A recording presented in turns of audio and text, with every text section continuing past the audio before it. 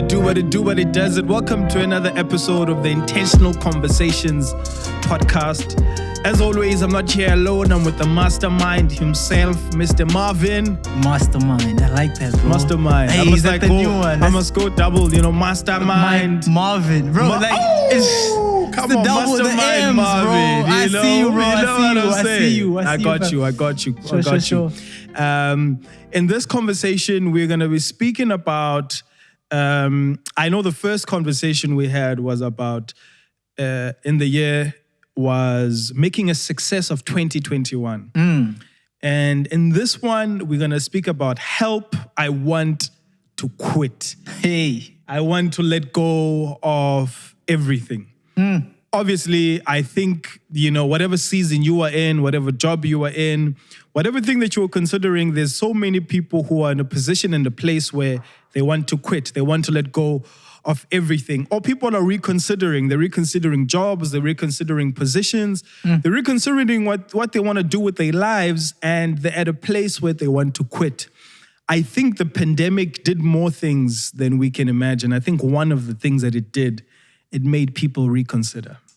Bro. It made people want to quit. Demotivated. It demotivated so many people. Today we want to discuss just 4 things around that specific, around the specific thing of demotivation, wanting to quit, wanting to let go of too many things. Yeah. Bro, I also just want to kind of preface this and just talk about a bit, me and you, just creatively. Just something I thought about is that we are very different, right? I feel like my creativity has always been very private. Yeah. I'm not saying it's good, right? I'm just saying it's always been very private. Yeah.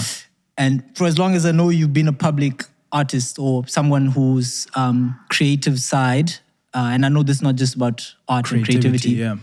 but your art and your creativity has always been publicly consumed, right? How would you describe our 2 different personalities, having said what you just said? Because I find a lot of it boils down to that. The personality? I think Interesting. I think so. So I think you are very extroverted. Okay. Yeah. Possibly the most extroverted person I know, and which is a great thing. And then I think I am somewhere in the middle, but I do lean towards introversion, I guess. Yeah.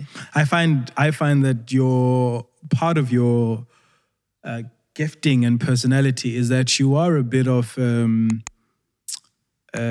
laid back, behind the scenes sort of a person. Yeah. So one of the things that stood out to me in our friendship was that you've been involved with Legacy for so many years and never took any credit. You would be happy when we got wins, bro, and you would do the admin and be in the background, and that gave you joy. And you never did it because you were looking for some sort of promotion or handout, but that actually gave you immense joy. Yeah, but I had to get there. I feel like I wasn't always there. Tell us the switch. Yeah, just in summary, I think I remember I wanted to rap, initially, but that was before I even became a Christian. And it was always about like the fame, the girls. Come on, say it louder. They fame, must the hear girls, you. The money. You never know, bro. She could be listening to this podcast right now. I'm just gonna continue counting the fame, the girls, the money. Like that was the thing. The popularity. And then I think God just like popped that thing, and I think it changed me. Right? Where did that come from, bro? I think must have been I guess. So I think with just this conversation, I think a lot of it was disappointment. Some of it was disappointment. Some of it was like, actually, this is not what you want. Like, it's cool, but this is not what you want. Because you almost have like this idea. Bro, I don't want to take us off what we're talking about today. I think it's a really good... Yeah. I know we've got these, we planned the whole thing. But I think it's also very important to know what motivated you to start in the beginning. Okay. You know what I'm saying? Yeah. Because what I'm trying to say is that I think you are a bit of a go-getter, but I think there was this go-getter spirit within you, and somehow God did something in you. And now I'm wondering, are you not using the background sort of thing as as a blockade somehow. bro, you know what I'm saying? Listen. And you think motivation somehow is something that's bad. It's just like saying, hey, like it could be a thing. I plead the fifth, bro. So I do look like I think there's merit to what you're saying, bro. Like, I think it's a good thing that you want to play the background, and it's perfectly fine. But I'm like, it feels like you see, when you say play the you're background, not the it seems like background right now. I am running away from the. There was that at some point, right? There was like for me, it's interesting because bro, I feel like I'm gonna be so all over the place because I remember being a very shy kid, and then the artist thing. Came out of nowhere, but then it stayed there because I'm a shy kid. I'm not gonna go show Lux, I like this thing, and I can tell. Oh no, I'm getting good at it, or I enjoy whatever that was at the time because we've gone through everything. All I'm the sure phases. you too. Yeah. We've gone through. You made beats, and I think that's why we need to get back here. Yeah, Beats is the one thing that you got Fruity Loops. Bro, I played guitar, you bro. got Audacity. Oh, you played some drums as well. I tried dancing, dude. Beatbox. Did you beatbox? Did you crumb? We crumbed, bro. And not even. Oh, guys, if you're watching this, you know what crumb was, bro. Then. Like now, I know guys who crumb. I respect the art. You know nothing if you don't know J Squad. J Squad, come dude. Come on, bro. Changed our world. Bro, did you just you Bluetooth that thing, bro? Yo, the gents would come in and would just get up wherever. Mostly the malls where there'd be a lot of people. Put in J Squad, and you just go, bro. Oh my word, bro. And that speaks to this, bro. And just think like we've gone through all these different things. So I think where this tangent came in is just kind of to say. With the stuff that we're gonna give, our personalities are different, right? Yeah. So it's we've kind of got the 4 points, yeah. That kind of encapsulate this. So it's not only coming from a person who's extroverted or is doing certain things a certain way, which is you or me. We are very different and we take things very differently. But I think for me it was being like, bro, I think it's important for us to speak about our motivation and where it comes from because I think when things don't go well, and you know my journey, or whatever is people's journey, is that like that motivation you get a spotlight shone on it. And so, and you could be doing the right thing with the wrong motivation. Facts. And you could be doing something that's important with the wrong motivation, but at the end of the day, you have to consider. So anyway, I think the four things with help I want to quit. The first thing for me is it's okay to give up on a certain thing, but do not give up on yourself. Oof. That's the first one. It's okay to give up on that specific thing, but do not give up on yourself. The reason why sometimes quitting is not a bad thing. I actually think it's a very good thing. Yeah. Quit if you need to quit. Yeah. But the one thing that you should not do in your life is to quit on yourself. Bro. But the problem with quitting is that we take it personally. We make it be about ourselves. And so we think the reason why this specific thing is not working is because of us. And sometimes that could be true, but sometimes it just might not be working. It might not be the right time, right? The market might not be there for you. Or there's a reason why you're in this specific phase, but there is something for you that is destined for you. And you had to go through this very tough and hard season for you to figure it out. Hey, bro. So you can quit, you can stop, you can let go of it. I would encourage that, but just don't give up on yourself. Bro, with that, bro, you said it's okay to quit on a certain thing. Me and you have both quit a bunch of stuff, bro. Yeah. You know what I'm saying? Yeah. And this quote from, you guys know Vusi Temakwayo, I'm assuming. Most of you guys probably know him. Recently, he posted this. I'm just not going to read the full thing, but it says this. The lie is that winners don't quit. Let me confess it here. Winners quit. I have quit often. Frankly, I quit every day. Yeah. I give up every day. I question the path I have taken, the decisions made, and the mistakes along the way. Every day, I quit. I shut my laptop, turn off the phone, cancel my remaining meetings. I literally quit. Then I get some sleep, wake up early in the morning for a 5 a.m. appointment to pump iron and think to myself, let me do it again. Let me do it again. And I thought, bro, like this man, like I'm a fan, you know, I try and like learn from afar from him. And I wouldn't expect that status from him. You know what I'm saying? Like, and the way he's talking every day. He's like a higher achiever. Bro, he's like, go. He's and I'm sure go-getter. he is, but just the fact that he's talking about quitting like that, right? I thought that was a jewel, bro. That was a jewel. I think our lives are made out of two things. Yeah. Because me and you can see the exact same thing. But the reason why sometimes we will come to two different conclusions that our lives are made out of two things. One, our experiences, and two, our awareness. So it's like traveling on a specific road and we'd go on the exact same road.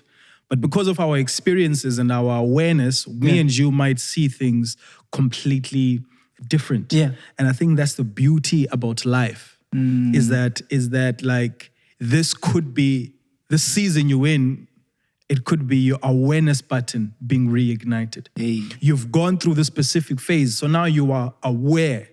And so with you being aware, it means you'll make right decisions in the next phase or whatever that you do. Supposed to. So hopefully. Hopefully you learn. Hopefully you learn. Or you take the experiences that you've taken here and you put them elsewhere. Yeah. Moving and doing something else is, I think, I encourage you to do it. Yeah. It's difficult sometimes because you do kind of feel attached and like, oh no, this thing, I've been doing it for so long now, leaving it or whatever. But yeah, I think then, can we move on to the second one? I think the second in this conversation would be gratitude. Yeah. Being thankful. Lift up the volume on your gratitude. Yeah. Because I think gratitude changes a lot of things. You know, like sometimes you might, like I was talking to a friend, Sia, earlier, and I was saying that God has blessed me with so many various things. But I look there and I'm like, oh, but I don't have that. Sure. Lux has the latest this, and that's why he's doing that, and I don't have that. And then that kind of works against me because then I have a reason and I have the mental almost like shift to the wrong direction. Sure. Yeah. Right? And that doesn't progress me. Yeah. And I think gratitude changes things once you're like, oh, actually, no, but I do have this. Oh, yes, this opportunity might have gone past, but there's this other one that I can still, you know? And I feel like that is something I'm growing in. I don't think I have it. And I think I'll always grow in. But it's something even in the season that I've had to kind of wrestle with, right? Just thinking about like, bro, like we lost our jobs, you know? Yeah. And being like, oh. Look, man, it's been a very tough year for you. I mean, you lost your job, income. It's been rough. It's been rough. It's been everything. God is good though, guys. That's a different podcast. Sometimes I just wish you wouldn't say that. No, but I want to say it because I know, because here's the thing. I know people who are in worse situations and I don't want to amplify what is not amplified. You know what I'm saying? For sure. And so I probably shouldn't have said that publicly, but but I know why. I know. So Lux does think sometimes we do as especially as Christians, scale over pain or hurts, and it's a real thing.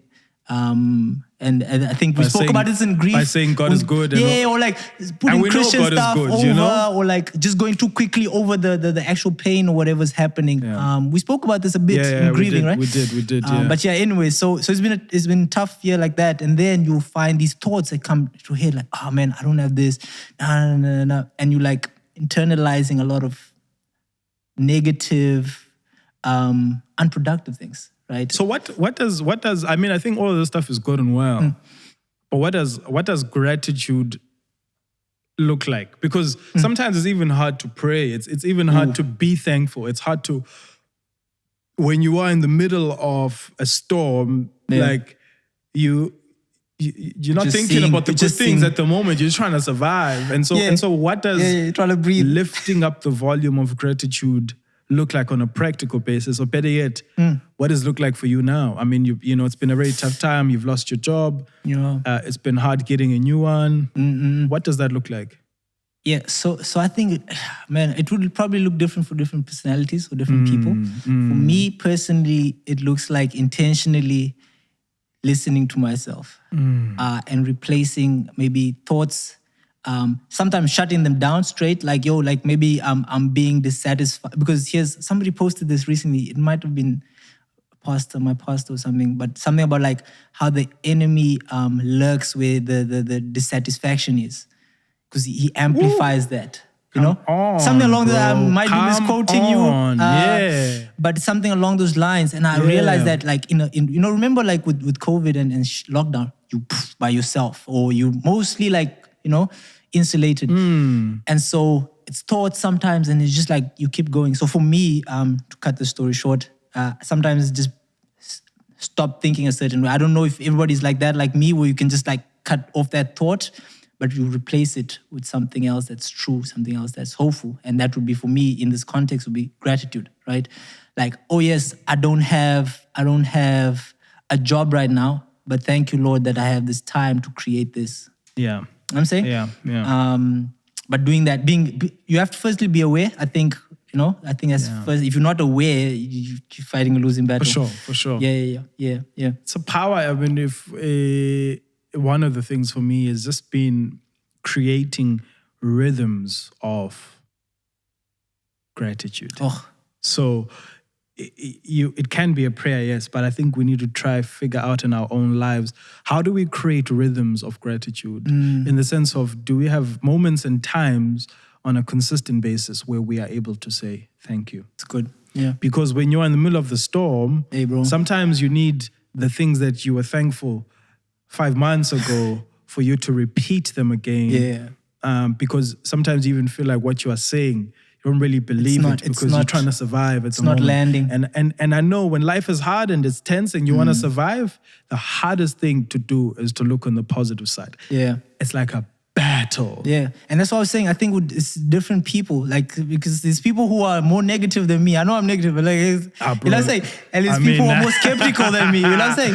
And so that's what I'm saying. I think it's different for different people. I would even suggest things like journaling thankfulness or people have like thankful jars or whatever. You know what I'm saying? I think those kind of things that are tangible, like put it in and this thing is filling up with your thankfulness. Even when you don't feel it. Sometimes for me, I look at my plans that I've written down and I'm like, oh, I was able to do that. Yeah. And I was able to like do that. And I was able to like But where would you would have those written down, right? So some of them would be written down. Okay. Or sometimes I would just look through my emails or look through my stuff that I've done. I'd look at pictures. I will find things that somehow help me lift up the volume of gratitude. Because the one thing is I need to be... Look, the whole gratitude thing I think is brilliant. But the one thing that we need to realize is that we never are satisfied. Yeah. The one thing that you were complaining about, you have, but you still like... Bro, I told Sia the same thing. You're still in the pits. And it's like, bro, if you do not massage this thing called the heart and mold it in a way that you can be content, it's going to be hard for you to lift up this volume of gratitude. Bro. Because everything... You will achieve things and you will still not be thankful. Yeah. Because you want the next thing. Because you want the next thing already.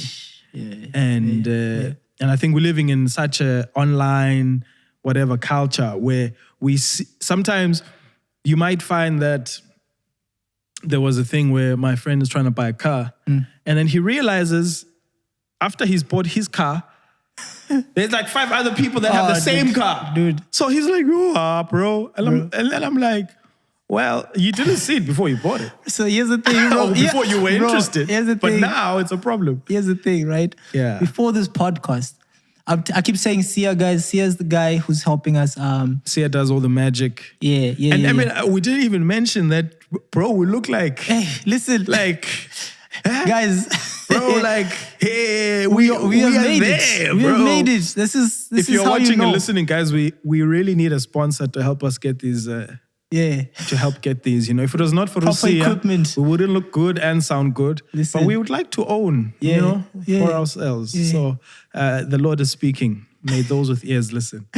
So I was saying to Sia, bro. I was saying to Sia, like, yo, so I got this camera, and so it was. I guess I can mention the brands. I had a Canon camera, and I'd done my research before I got this camera. Ooh, right? Yeah, you know what I'm saying? Like, I was like, it's a bigger purchase. I'm gonna do my research. I wanted the right thing. You got it for your birthday, I remember. Yes, it was. You know what I'm saying? And I so remember. I'd done that research, and then, bro, I'd say maybe a month in, Yeah.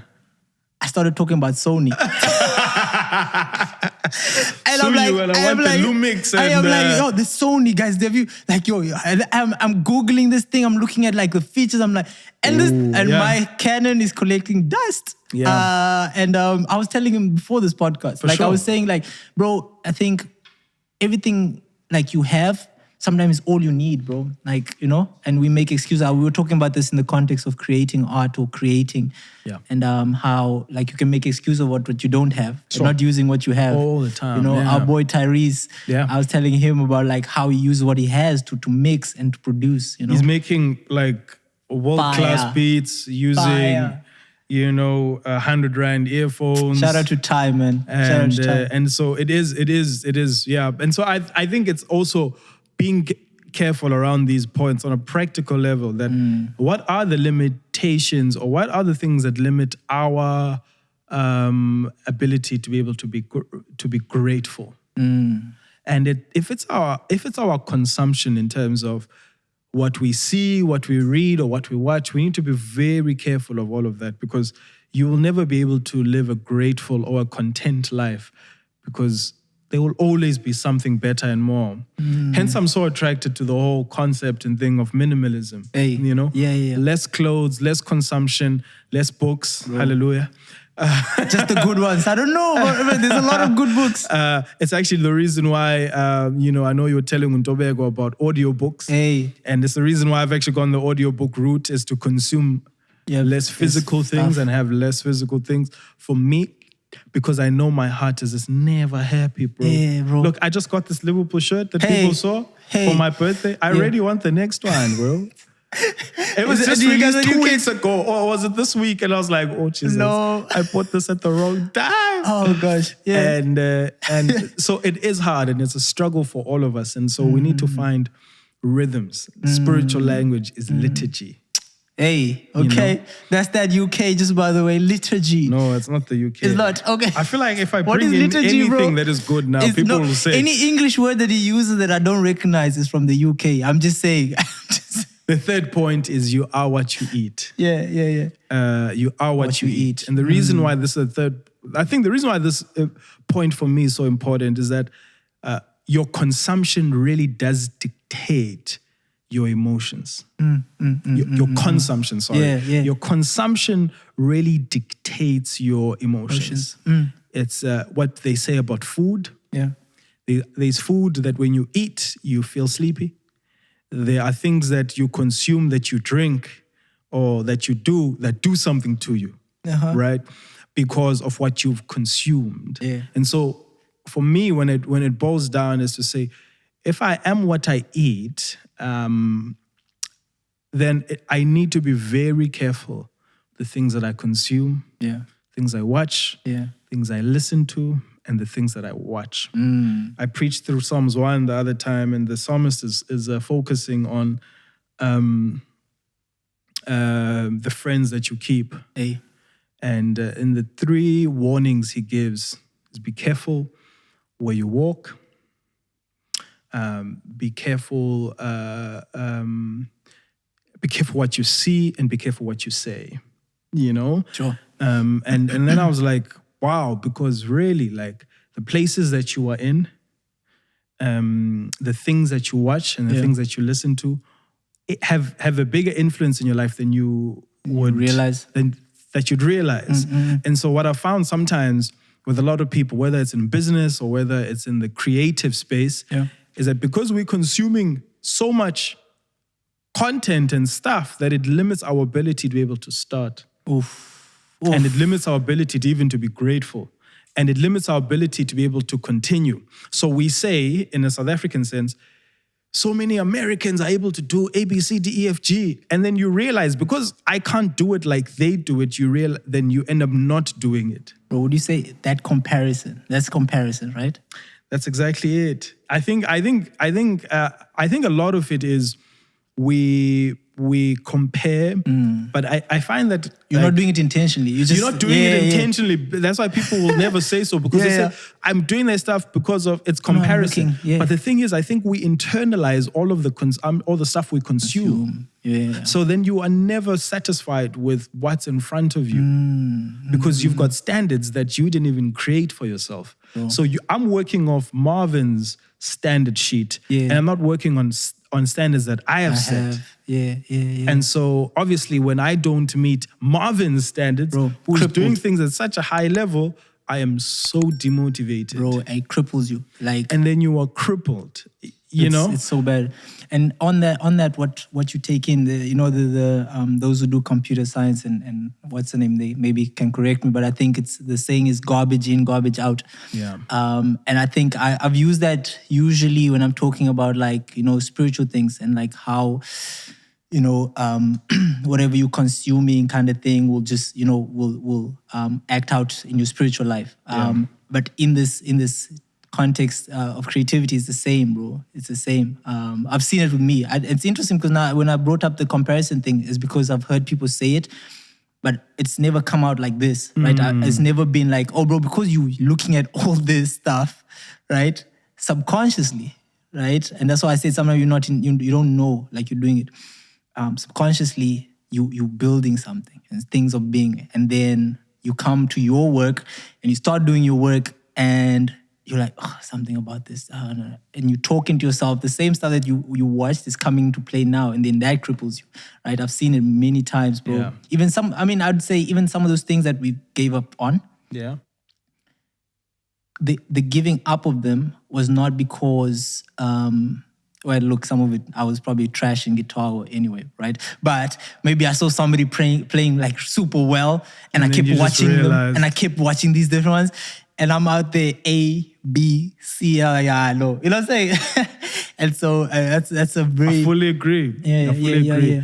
How I think about this concept of you are what you eat is that, imagine when you take a black child who grew up maybe a Kasi and grew up speaking his Xhosa, and you take that child and you put them in a white school. Yeah. Soon, that Xhosa child will speak better English than those white people at that specific school. Sure.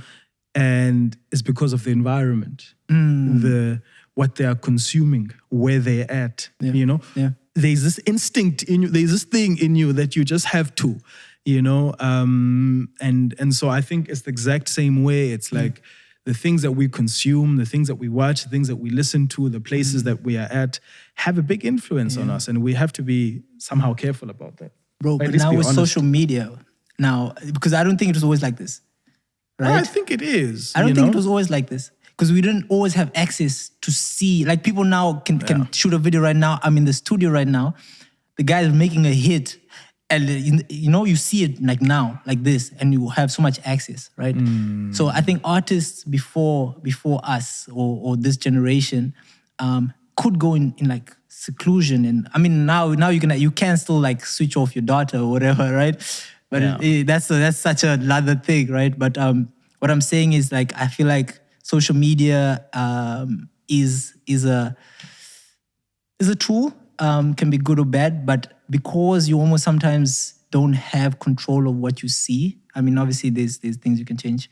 It does play against you, right? Because you go on, and you don't know what you're going to see first. The first thing I see is Lux. And our social media... You doing something... Our social media is tailored towards that. The algorithm... But I think, Marv, this is something... The human heart is filled with a whole lot of things. And I think what social media has done it's amplified what's already there. Because obviously, if you don't use discretion and wisdom around this, you can run away from some of this, you know? You can't, or you can? I think you can. Okay. You know? It's like... Are you speaking this as Lux? Or you mean in general? As People can. Luxolo, bro. You must. I'm So teaching people Marvin know how your to say name. my name, bro. People know your name, bro. I'm teaching. People must know. Marvin must know my name. People Okay, must know my name. okay, So sure. I think it's a thing of. Let's look at it around this: the consumption of junk food. It was a lockdown. Oh, Nah? Wait, yeah. consumption of junk food. It's lockdown. If you consumed a lot of junk food before it was a lockdown, Oh man. tell me you're going to consume a lot of it because now it can get delivered to your door in less than 30 minutes. You have the excuse. And you've got the excuse, right? So what it's done is that with these new technologies, amplify what's already there. Yeah. You know what I'm saying? Yeah, totally. If you use good. discretion and you were wiser around it, you probably would still have some junk food, as we all do. Yeah. But you'd be a lot more wiser. So sometimes that's how I view the whole social media thing. Yeah. Because I don't want, I'm careful of making it A blanket. I get you. and making it all negative. Okay, yeah. No, again, yeah. You know what I'm saying? Because I was speaking to an artist, bro, on this, and I guess this kind of goes to my earlier point about us being different. And I was telling this person that, look, like, create for yourself. And this person said, "Oh, that's interesting. I've never thought about creating as a thing for myself." And I found that weird because it's for me, and I guess this is the way it gets unhealthy.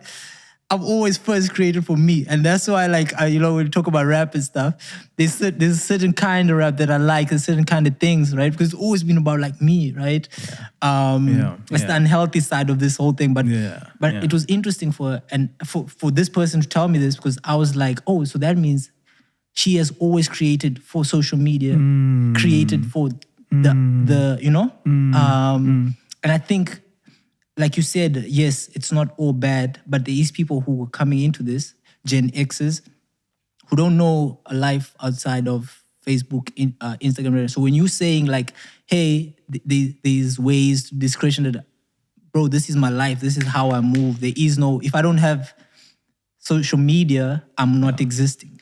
Yeah. You know what I'm saying? Yeah. And I think, my point here is just that, yes, it's possible, but it is very difficult.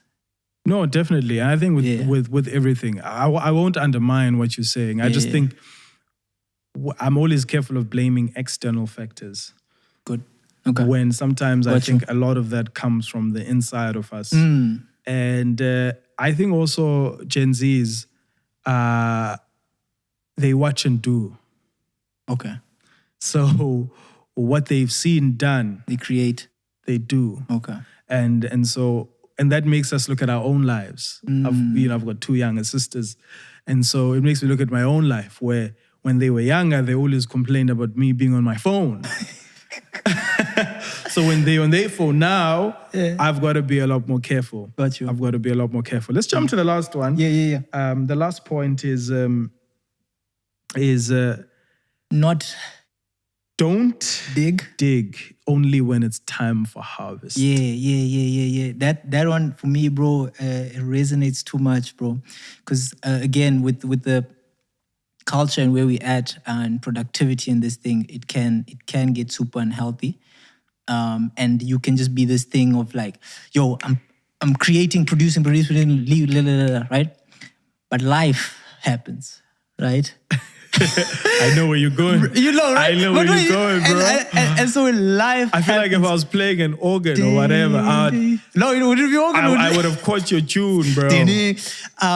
But so life happens, bro, and you still wanna produce and you still wanna do things, but when you've just been producing, there's almost for me, I guess, because again we are different creatives, and I want to hear from you, but like.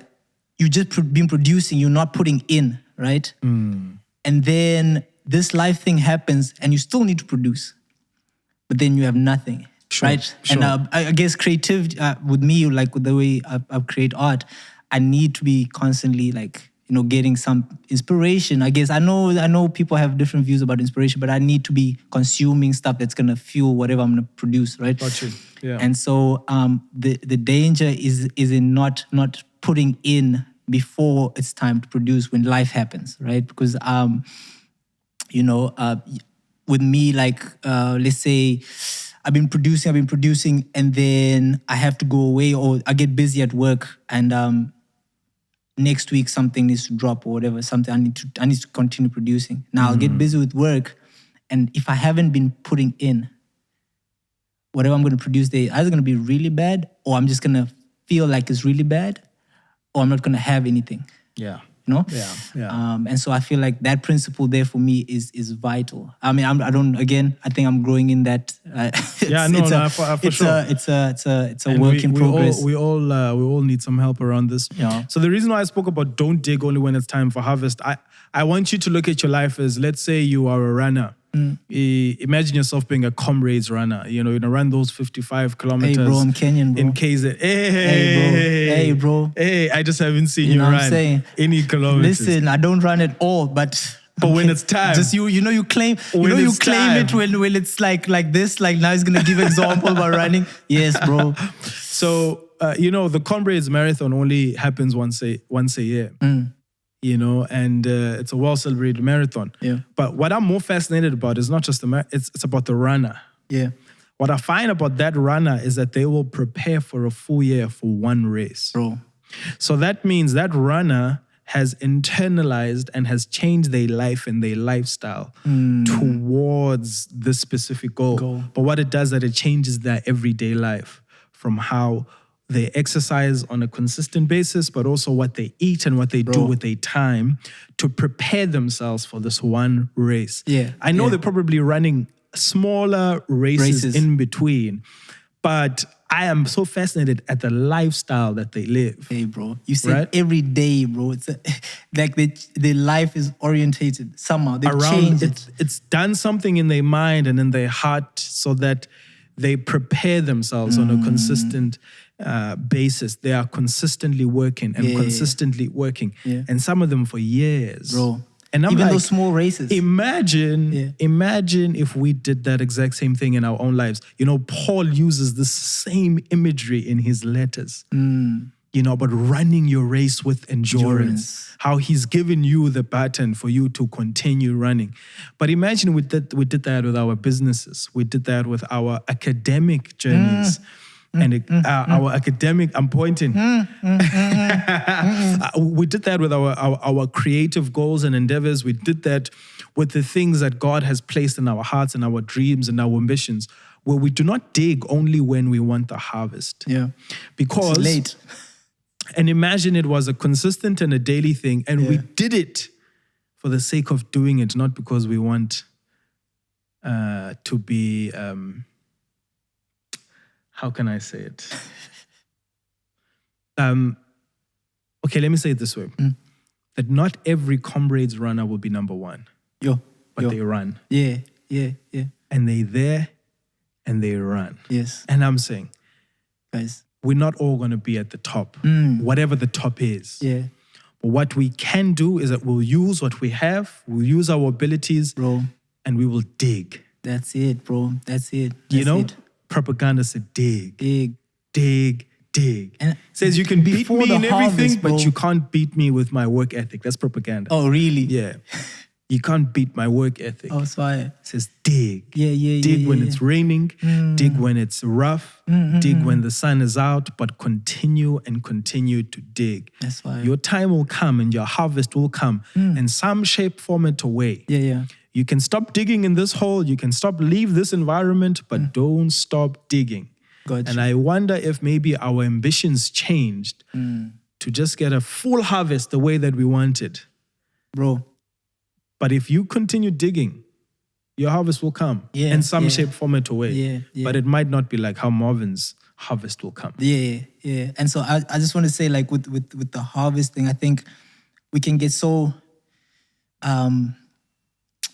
we can romanticize, if that's the word, romanticize the harvest, right? And we forget the work behind it. And I think I said this to you recently, where I said, like, you're a creator who thinks like an engineer, right? Sure. And I really meant that, because I've seen, like, when we talk, how you don't romanticize that the end, right? Sure. You think through it, and I think that's so helpful. I know right now I'm talking a lot about like creativity because that's kind of where I'm at right now. I'm just thinking about like the work that I want to put out or want to do, and but I think you can apply it everywhere. And it's like, don't romanticize. Like, yes, you have a goal, you want to do that, but like the daily.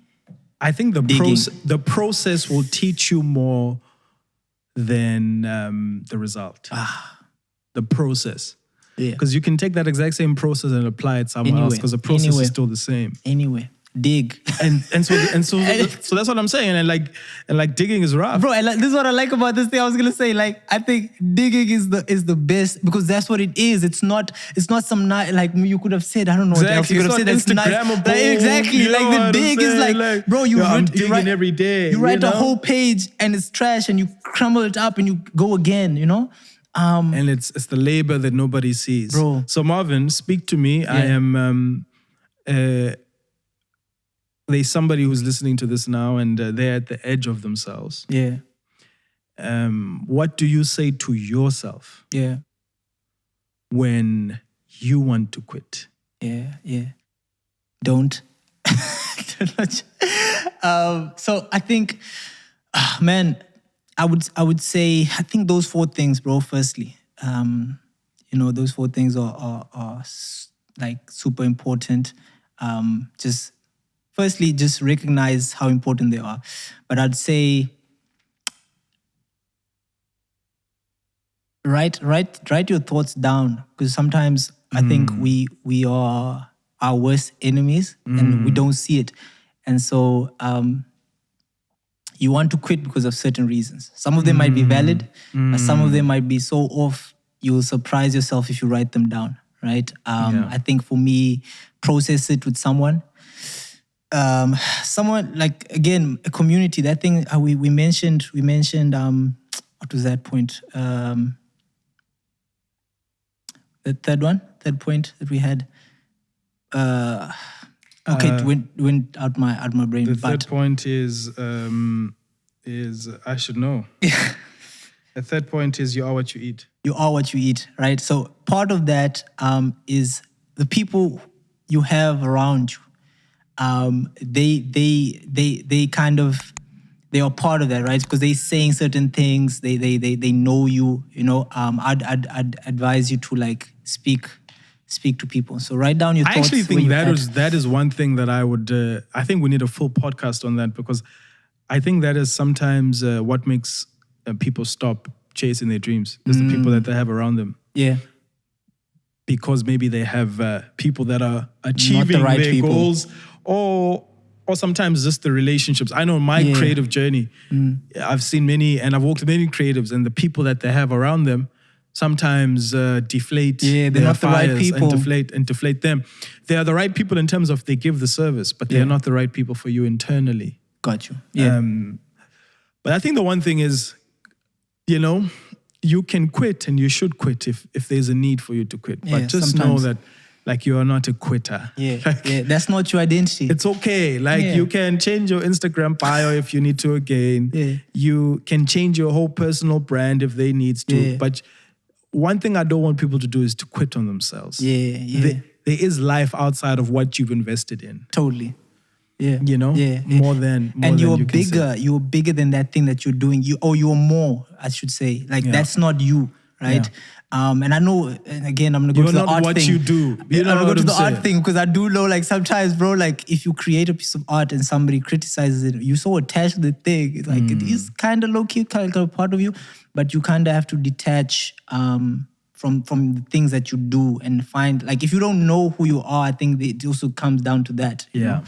I think there's issues there of identity, and I think that can be an issue. That's good. Yeah. I actually think maybe we should end these podcasts by asking a question because I want people to comment on the YouTube page and to actually hear back from people. And so the question that I have for you today on this specific one is what do you say to yourself when you want to quit? Yeah. Number 2, what do you do when you want to quit? For an example, I know what I do. I look back at stuff that I have achieved, at the goals that I have set and I have achieved.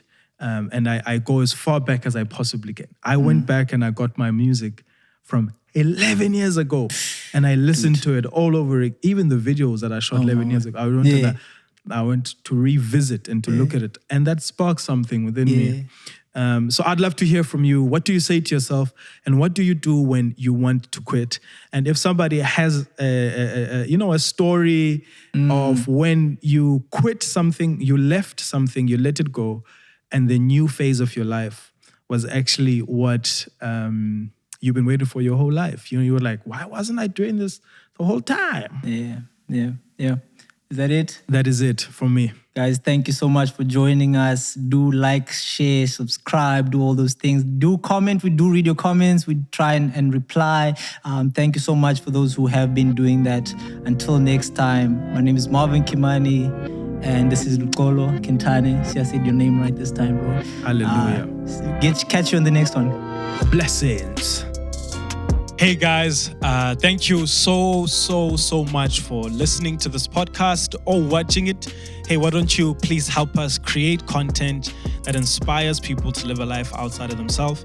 I would love for you to, would you consider just being a partner with us on Patreon, where you will get exclusive content and you might just get, the content before everyone else gets it. Also, hey, why don't you just quickly subscribe to our YouTube page and so that you can, see everything first. Love you guys. Thank you so much.